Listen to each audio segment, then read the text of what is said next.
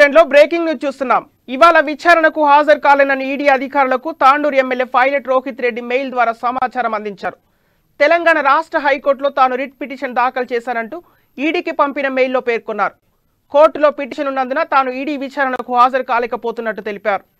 High court విచారణ అనంతరం హాజరయ్యే విషయంపై తాను నిర్ణయం తీసుకుంటానని ఈడీ అధికారులకు పంపిన మెయిల్లో ఎమ్మెల్యే రోహిత్ రెడ్డి పేర్కొన్నారు.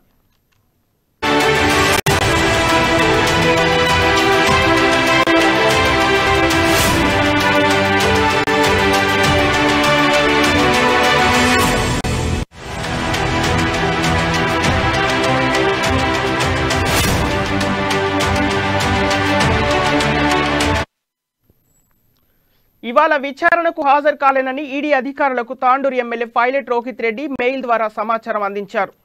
తెలంగాణ రాష్ట్ర హైకోర్టులో తాను రిట్ పిటిషన్ దాఖలు చేశారంటూ ఈడీకి పంపిన మెయిల్లో పేర్కొన్నారు. కోర్టులో పిటిషన్ ఉన్నందున తాను ఈడీ విచారణకు హాజరు కాలేకపోతున్నట్లు తెలిపారు. హైకోర్టు విచారణ అనంతరం హాజరయ్యే విషయంపై తాను నిర్ణయం తీసుకుంటానని ఈడీ అధికారులకు పంపిన మెయిల్లో ఎమ్మెల్యే రోహిత్ రెడ్డి పేర్కొన్నారు. ఇక ఇదే అంశంపై మరింత సమాచారం మా ప్రతినిధి ప్రణయ్ అందిస్తారు. ప్రణయ్, చెప్పండి, రోహిత్ రెడ్డికి విచారణకు సంబంధించిన అప్డేట్స్ ఏంటి? ఈరోజు MLA pilot Rohit Reddy ED విచారణకు హాజరు కావాల్సిన నేపథ్యంలోనే విచారణకు హాజరు కాలేనంటూ కూడా ఈడీ అధికారులకు మెయిల్ ద్వారా పంపించబడింది.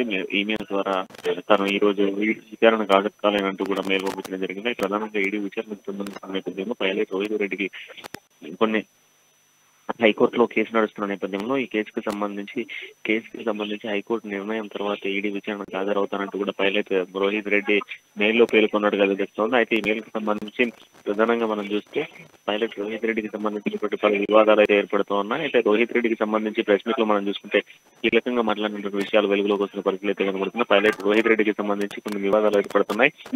నిన్న మీడియా సమావేశంలో ఆయన మాట్లాడుతూ పైలట్ రోహిత్ రెడ్డికి ఒక మాట కూడా మాట్లాడింది. ఒకవేళ నేను తప్పు చేసినైతే ఏదాంటి శిక్షకైనా నేను అర్హుణ్ణి అంటూ కూడా ఆయన మాట్లాడిన మాటలు హాట్ టాపిక్ గా మాట్లాడుతున్నాయి. ఇక పైలట్ రోహిత్ రెడ్డి ఈడీ విచారణకు సంబంధించి పూర్తి స్థాయిలో కూడా హైకోర్టు నిర్ణయం తర్వాత ఈడీ విచారణకు హాజరవుతానంటూ కూడా ఆయన పేర్కొనడానికి ఇక ఈడీ అధికారుల నుంచి ఎటువంటి సమాధానం అయితే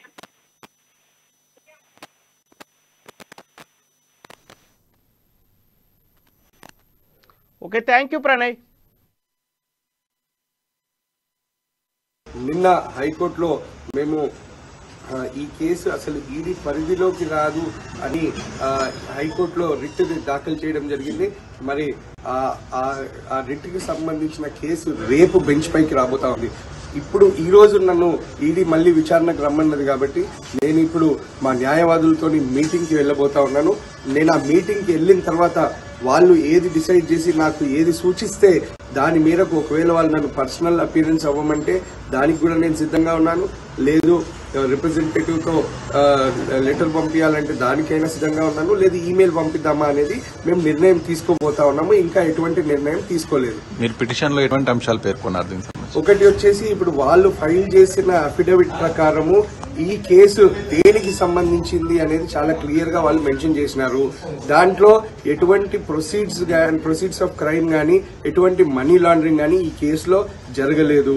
అయినప్పటికీ కూడా మరి ఈడీ ఏ రకంగా ఈ కేసులో ఇన్వాల్వ్ అయ్యింది అనేది ఎవరికి కూడా అంతుపట్టని విషయము.